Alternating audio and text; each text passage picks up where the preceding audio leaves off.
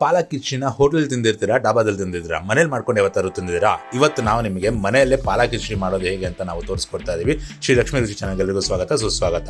ಮೊದಲನೇದಾಗಿ ಒಂದು ಪಾತ್ರೆಗೆ 2 ಲೋಟದಷ್ಟು ನೀರು ಇಟ್ಕೊಂಡು ಅದಕ್ಕೆ 7 ರಿಂದ 8 ಹಸಿಮೆಣಸಿನಕಾಯಿ, 7 ಹೆಸರು ಬೆಳ್ಳುಳ್ಳಿನ ಹಾಕೊಂಡಿದ್ದೀವಿ. 1 ಕಟ್ಟಷ್ಟು ಪಾಲಕ್ನ ಈ ಥರ ಹಾಕೊಂಡಿದ್ದೀವಿ. ಪಾಲಕು 1 ಕಟ್ ಹಾಕೊಂಡಿದ್ದೀವಿ.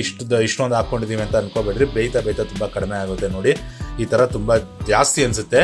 ಬೆಂದಾದ್ಮೇಲೆ ನೋಡಿ ಈ ಥರ ಆಗಿರುತ್ತೆ, ತುಂಬಾ ಕಡಿಮೆ ಆಗೋಗಿರುತ್ತೆ. ಇದನ್ನ ಒಂದು ಪೇಸ್ಟ್ ಮಾಡ್ಕೋಬೇಕು. ಪೇಸ್ಟ್ ಮಾಡ್ಕೊಳ್ಳೋಣ ಬನ್ನಿ. ನೋಡಿ ಈ ತರ ನುಣ್ಣಗೆ ಪೇಸ್ಟ್ ಮಾಡ್ಕೊಂಡಿದ್ದೀವಿ. ಇದನ್ನ ಸೈಡ್ಗೆ ಎತ್ತಿಟ್ಕೊಳ್ಳೋಣ. ಇನ್ನೊಂದು ಪಾತ್ರೆಯಲ್ಲಿ 1.5 ಪಾವಷ್ಟು ಅಕ್ಕಿಗೆ ಅರ್ಧ ಲೋಟದಷ್ಟು ಹೆಸರು ಬೇಳೆನ ಹಾಕೊಂಡಿದ್ದೀವಿ.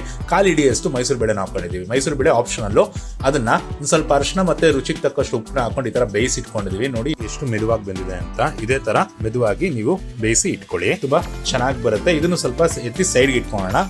ಈಗ ಒಂದು ಬಾಣಲಿಗೆ 2 ಸ್ಪೂನ್ ಅಷ್ಟು ಎಣ್ಣೆನ ಹಾಕೊಂಡು 1 ಸ್ಪೂನ್ ಜೀರಿಗೆ, 2 ಈರುಳ್ಳಿನ ಚಿಕ್ಕದಾಗಿ ಹೆಚ್ಚಿಟ್ಕೊಂಡು ಫ್ರೈ ಮಾಡ್ಕೋಬೇಕು. ಸ್ವಲ್ಪ ಫ್ರೈ ಆಗ್ತಿದ್ದಂಗೆ 1 ಸ್ಪೂನ್ ಶುಂಠಿ ಬೆಳ್ಳುಳ್ಳಿ ಪೇಸ್ಟ್ನ ಹಾಕ್ಕೊತಾ ಇದೀವಿ. ಶುಂಠಿ ಬೆಳ್ಳುಳ್ಳಿದು ಸ್ವಲ್ಪ ಹಸಿ ವಾಸನೆ ಘಮ ಹೋಗೋವರೆಗೂ ಫ್ರೈ ಮಾಡ್ಕೊತಾ ಇರಿ. ಫ್ರೈ ಮಾಡ್ಕೊಂಡಾದ್ಮೇಲೆ 2 ಟೊಮ್ಯಾಟೋನ ಚಿಕ್ಕದಾಗಿ ಹೆಚ್ಚಿಟ್ಕೊಂಡು ಇದನ್ನು ಕೂಡ ಫ್ರೈ ಮಾಡ್ಕೊಳ್ಳೋಣ.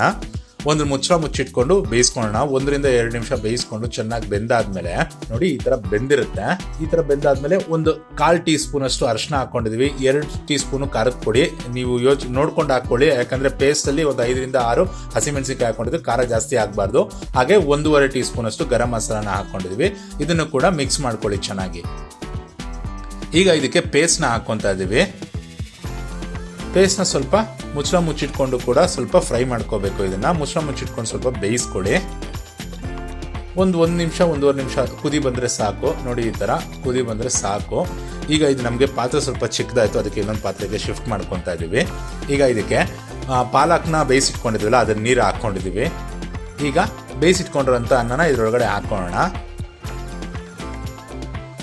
ಈಗ ಫಸ್ಟು ಚೆನ್ನಾಗಿ ಮಿಕ್ಸ್ ಮಾಡ್ಕೊಳ್ಳಿ. ಎಲ್ಲನೂ ಆ ಪೇಸ್ಟ್ ಎಲ್ಲನೂ ಚೆನ್ನಾಗಿ ಇದಕ್ಕೆ ಹಿಡೀಲಿ. ಈಗ ನಿಮಗೆ ಯಾವುದಕ್ಕೆ ಬೇಕೋ ಅದಕ್ಕೆ ನೀರು ಹಾಕ್ಕೊಳ್ಳಿ. ನೋಡಿ ಮಿಕ್ಸ್ ಮಾಡ್ಕೊಳ್ಳಿ. ನೋಡ್ತಾ ಸ್ವಲ್ಪ ನೀರಾಗೇ ಇರಬೇಕು. ಪಾಲಕ್ ಕಿಚಡಿ ಅಂದರೆ ಸ್ವಲ್ಪ ನೀರಿದ್ರೇ ಚಂದ. ಇವಾಗ ಬಿಸಿಬೇಳೆ ಭಾತು ಯಾವ ಅದಕ್ಕೆ ಬರುತ್ತೆ ಅದಕ್ಕೆ ಸ್ವಲ್ಪ ನೀರು ಹಾಕ್ಕೊಳ್ಳಿ. ಅದಕ್ಕಿಂತ ಸ್ವಲ್ಪ ಜಾಸ್ತಿನೇ ಹಾಕೊಂತ ಸ್ವಲ್ಪ ಜಾಸ್ತಿ ಹಾಕ್ಕೊಂಡು ನೋಡಿ ಈ ಥರ ಈ ಒಂದು ಕನ್ಸಿಸ್ಟೆನ್ಸಿಯಲ್ಲಿ ಹಾಕೊಂಡು ಒಳ್ಳೆ ಟೇಸ್ಟ್ ಕೊಡುತ್ತೆ ಇದು. ಒಂದು 2 ಟೀ ಸ್ಪೂನ್ ಅಷ್ಟು ತುಪ್ಪನ ಹಾಕೊಂಡಿದ್ದೇವೆ. ಹಾಗೆ ರುಚಿಗೆ ತಕ್ಕಷ್ಟು ಉಪ್ಪು. ನೋಡಿ ನಾವು ಅವಾಗಲೇ ಅನ್ನಕ್ಕೂ ಸ್ವಲ್ಪ ಹಾಕೊಂಡಿದ್ವಿ ಉಪ್ಪನ್ನ ರುಚಿಗೆ. ಇವಾಗ ನೋಡ್ಕೊಂಡು ರುಚಿಗೆ ನಿಮ್ಗೆ ಎಷ್ಟು ಬೇಕೋ ಅಷ್ಟು ಉಪ್ಪನ್ನ ಹಾಕೊಂಡು ಈ ತರ ಮಿಕ್ಸ್ ಮಾಡ್ಕೊಂಡು ಒಂದು 2 ನಿಮಿಷ ಮುಚ್ಚಳ ಮುಚ್ಚಿಟ್ಕೊಂಡು ಬೇಯಿಸ್ಕೊಳ್ಳೋಣ. ಸ್ವಲ್ಪ ಎಣ್ಣೆ ಎಲ್ಲ ಬಿಡುತ್ತೆ. ನೋಡಿ ಈಗ ಎಣ್ಣೆ ಎಲ್ಲ ಚೆನ್ನಾಗಿ ಬಿಟ್ಟಿದೆ. ಇವಾಗ ಫ್ಲೇಮ್ ಆಫ್ ಮಾಡಿಕೊಂಡು ಸರ್ವ್ ಮಾಡ್ಕೊಳ್ಳೋದಕ್ಕೆ ಇದು ರೆಡಿ ಆಗಿದೆ.